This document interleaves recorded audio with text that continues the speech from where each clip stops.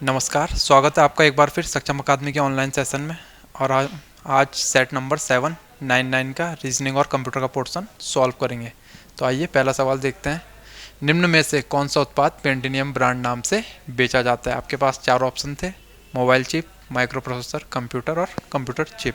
तो option B में हमें दिख रहा है माइक्रो प्रोसेसर, इसे पेंटिनियम ब्रांड नाम से बेचा जाता है। तो ऑप्शन बी हमारा 86 का आंसर हो जाएगा। 87 हमारे पास निम्न में से कौन सा एक आउटपुट डिवाइस नहीं है? तो आपको यहाँ पर चार ऑप्शन दिख रहे हैं। तो ऑप्शन डी में हमें जो दिख रहा है डिजिटल कैमरा, ये क्या हो जाएगा हमारा इनपुट डिवाइस। और हमसे वही पूछा था कि आउटपुट डिवाइस कौन सा नहीं है। आउटपुट डिवाइस जैसे हमारे पास प्रिंटर इत्यादि आ जाता है, और इनपुट डिवाइस में हमारे पास और जैसे माउस, कीबोर्ड इत्यादि आ जाते हैं। तो आपको यहाँ पर यही ध्यान रखना। 88 हमारे पास निम्न में से एक निबल कितने बिट को निरूपित करता है? तो आपको यहाँ पर चार ऑप्शन दिए गए थे। ऑप्शन डी में हमें दिख रहा है 4 बिट। तो एक निबल बराबर 4 बिट हमारा आंसर हो जाएगा। 1 GB का भी आपको पता होना चाहिए, 1204 MB। तो आपको ये भी ध्यान रखना है, एग्ज़ाम में कई बार देखा जाता है। 89 हमारे पास दो नेटवर्कों को आपस में जोड़ने वाला कंप्यूटर डिवाइस क्या कहलाता है? तो आपके पास चार ऑप्शन है: गेटवे, सर्वर, लिंक और ब्रिज। तो ऑप्शन ए गेटवे क्या कहलाता है? दो नेटवर्कों को आपस में जोड़ने वाला कंप्यूटर डिवाइस। ऑप्शन सी में लिंक लिखा है, तो लिंक आप समझ सकते हैं जो आपकी वेबसाइट होती है, सूचना होती है, जिस पे आप क्लिक करके डायरेक्ट अपने जो आपको पेज चाहिए उस पर जाते हैं। तो लिंक हमारा इस प्रकार आ जाता है। 90 है पहले इलेक्ट्रॉनिक अंकीय कंप्यूटर में निम्न में से किसका प्रयोग किया गया था? तो हमारे पास यहाँ पर चार ऑप्शन है, तो हमसे पहले पूछ रहा है तो आपको बताना है ऑप्शन सी, वॉल्व का प्रयोग पहले इलेक्ट्रॉनिक अंकीय कंप्यूटर में किया गया था। वहीं ट्रांजिस्टर की यदि मैं बात करूं तो यह आ जाता है हमारा सेकंड जनरेशन, द्वितीय पीढ़ी में। ऑप्शन थर्ड जनरेशन की यदि आपसे बात करी जाए तो आपको बताना है आईसी चिप। तृतीय पीढ़ी में हमारा आईसी चिप आया। और चतुर्थ पीढ़ी की यदि मैं बात करूं, फोर्थ की, तो हमारा माइक्रो प्रोसेसर आ जाएगा। तो आपको यहाँ पर इन चीज़ों का ध्यान रखना है। 91 है यदि P का अर्थ भाग देना, T का अर्थ जोड़ना, S का अर्थ घटाना और N का अर्थ गुणा करना है, तो ये जो हमें इक्वेशन दी गई है इसका मान क्या होगा? आपको बस जो है अल्फ़ाबेट है इनके जगह पर ये साइन रखना है, जैसे जैसे हमें सवाल में बोला गया था। और उसके बाद आपको बोर्ड मास लगा के जब आप इसे सॉल्व करते हैं तो ऑप्शन ए में हमें दिख रहा है 26 हमारा आंसर हो जाएगा 91 का। 92 है हमारे पास किसी निश्चित सांकेतिक भाषा में ब्रैकेट को इस प्रकार लिखा जाता है, डियर को इस प्रकार लिखा जाता है, तो ट्रेड को किस प्रकार लिखा जाएगा? आपको सिंपल, जैसे बी का कोड है 9, आर का कोड है 3, ए का कोड है 4, सी का कोड है 1, तो आपको इसी प्रकार यहाँ पर देखना है। तो जैसे टी का कोड वहाँ पर लास्ट वाला होगा तो हम बोलेंगे 5।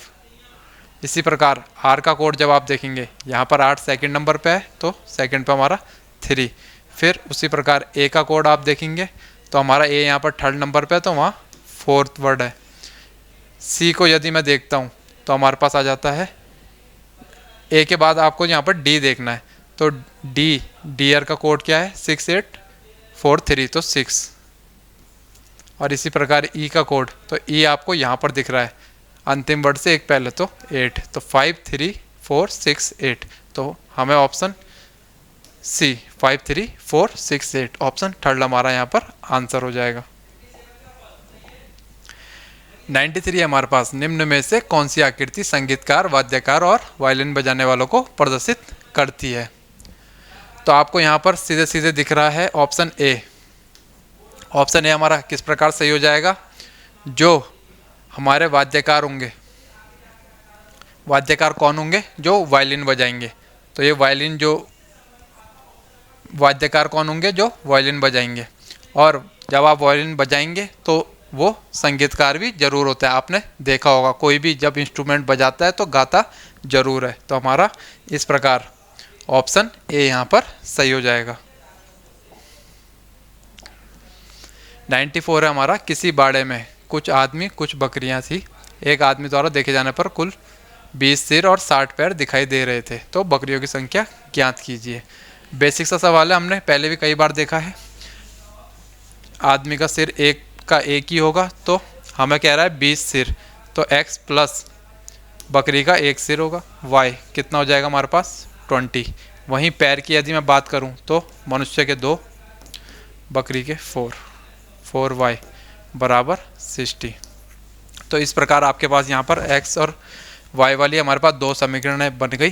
तो जब हम इन समीकरणों को सॉल्व करेंगे तो हमारे पास बकरियों की संख्या आ जाएगी 10। तो ऑप्शन बी हमारा यहाँ पर सही हो जाएगा।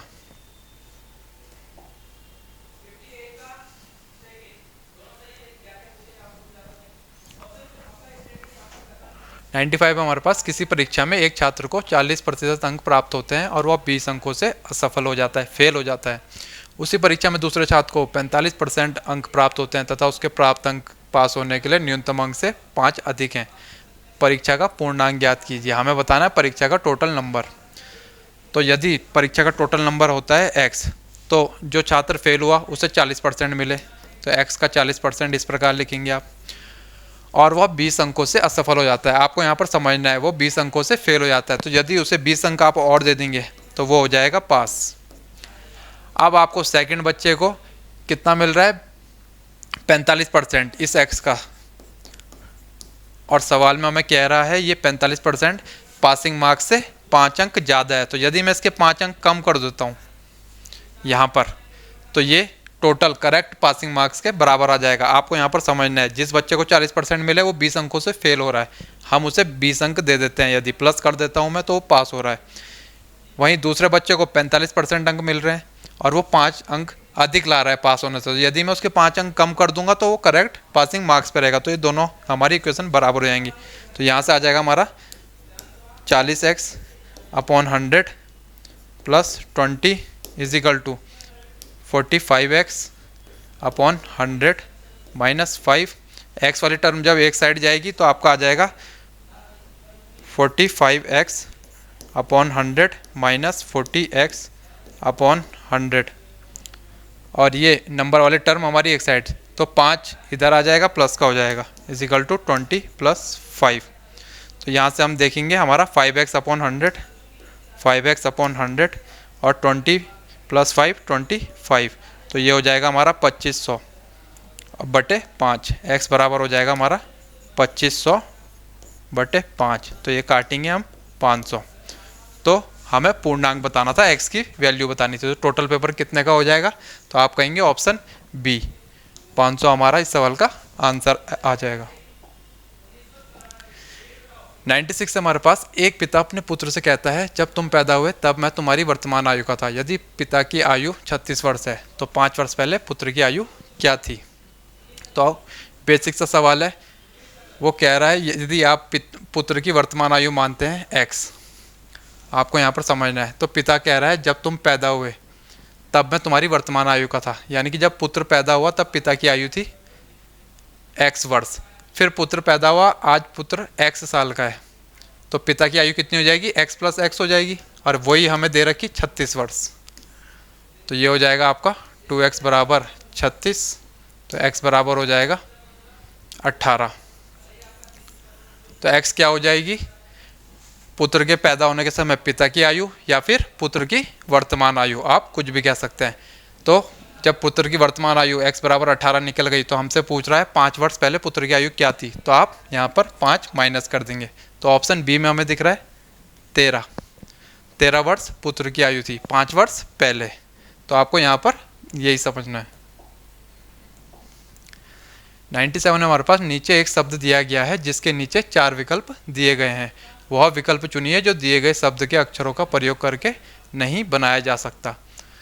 तो हमारे पास यहाँ पर इंटरनेशनल शब्द दिया गया है और 4 शब्द अलोन, नॉट, लेटर और रेडियो।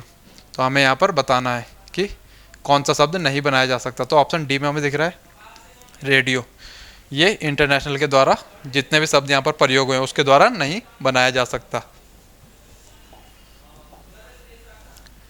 98 हमारे पास किसी पार्टी में 68 लोग आपस में परस्पर हाथ मिलाते हैं, प्रत्येक व्यक्ति एक दूसरे से हाथ मिलाते हैं, तो कुल कितनी बार हाथ मिले। ये सवाल आपको कई बार एग्जाम में देखने के लिए मिलता है। तो हाथ मिलाने वाले में हम डायरेक्ट फार्मूला का यूज़ क्या करेंगे, n-1 अपॉन 2। ये n क्या है, जितने हमें लोग दे रखे होंगे। अभी 68 दे रखे हैं, तो 68 इंटू 67 अपॉन 2। तो इसको जब आप सॉल्व करोगे तो आपका ऑप्शन बी में हमें दिख रहा है 7278। तो ये हमारा आंसर हो जाएगा। आपको यहाँ पर बस ये फॉर्मूला ध्यान रखना है, n-1 अपॉन 2। 99 हमारे पास अनीता, बिनीता, सिंडी, दीपक, आइंस्टीन, फिरोज, जॉर्ज एक पंक्ति में उत्तर दिशा की ओर मुँह करके बैठे हैं। फिरोज आइंस्टीन के तुरंत दाएं हैं, आइंस्टीन जॉर्ज के दाएं चौथा है, सिंडी बिनीता और दीपक की पड़ोसी है, दीपक के बाएं तीसरा व्यक्ति पंक्ति के एक छोर पर है, अनीता किस स्थान पर बैठी है। पजल वाला सवाल है हमारे पास। हमें जैसे जैसा कहा गया है हम वैसा नोट करेंगे। सभी व्यक्ति हमें बोला गया है उत्तर की ओर देख रहे हैं। अब हमें कह रहा है फिरोज आइंस्टीन के तुरंत दाएं हैं। जहाँ पर आप आइंस्टीन को मान लीजिए an से, आइंस्टीन के, फिरोज आइंस्टीन के तुरंत दाएं। जब वो सब उत्तर को देख रहे हैं तो उसका दायां इस तरफ हो जाएगा, तो ये हो जाएगा हमारा फिरोज। वहीं आइंस्टीन जॉर्ज के दाएं चौथा है, आइंस्टीन जॉर्ज के दाएं चौथा है, तो ये आ जाएगा हमारा जॉर्ज। जॉर्ज के दाएं चौथा किस प्रकार हो जाएगा, पहला, दूसरा, तीसरा, चौथा। तो यहाँ पर आ जाएगा हमारा जॉर्ज। अब हमें कह रहा है सिंडी बिनीता और दीपक की पड़ोसी है। जो सिंडी है वो बिनीता और दीपक की पड़ोसी है, और दीपक के बाएं तीसरा व्यक्ति पंक्ति के एक छोर पर है। तो जो सिंडी है यहाँ पर आ जाएगी, यहाँ पर दीपक आ जाएगा हमारा, और बिनीता यहाँ पर आ जाएगी। अब हमसे बोला गया है दीपक के बाएं जो व्यक्ति बैठा है वो अंतिम है, तो यानी कि इसके आगे कोई भी नहीं बैठा होगा। अब आपको यहाँ पर अनीता को बैठाना है, अनीता बची हुई है, तो आपको पता है अनीता इनके बीच में कहीं नहीं आएगी, अनीता को आप इधर ही बैठा सकते हो। क्यों बैठा सकते हो, क्योंकि दीपक के बाएं तीसरा अंतिम व्यक्ति बैठा हुआ है ये, तो इसके आगे कोई व्यक्ति नहीं होगा, तो अब अनीता को आप यहाँ पर बैठाएंगे।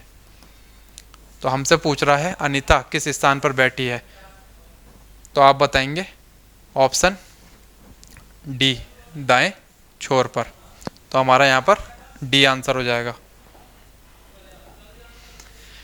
100 हमारे पास दिए गए विकल्पों में से उस विकल्प का चयन कीजिए जिसमें दी हुई संख्याओं का समूह निम्नलिखित समूह के समान है। तो आपको यहाँ पर संख्याएं दी गई हैं और हमें पूछ रहा है इन्हीं संख्याओं के समान यहाँ पर कौन सा ऑप्शन है। तो आपको दिख रहा है 7 में जब मैं 5 जोड़ रहा हूँ यानी कि 5 का गैप, फिर 12 में मैं 10 जोड़ रहा हूँ, 10 का गैप हो रहा है, फिर यहाँ 15 का। तो इसी प्रकार हमें ऑप्शन बी, 3 में मैं 5 जोड़ रहा हूँ 8 हो रहा है, 8 में मैं 10 जोड़ रहा हूँ 18 हो रहा है, 18 में मैं जब 15 जोड़ रहा हूँ तो 33 हो रहा है हमारा। तो ऑप्शन बी हमारा यहाँ पर सही हो जाएगा। तो फ्रेंड्स ये थी हमारी आज की वीडियो। धन्यवाद।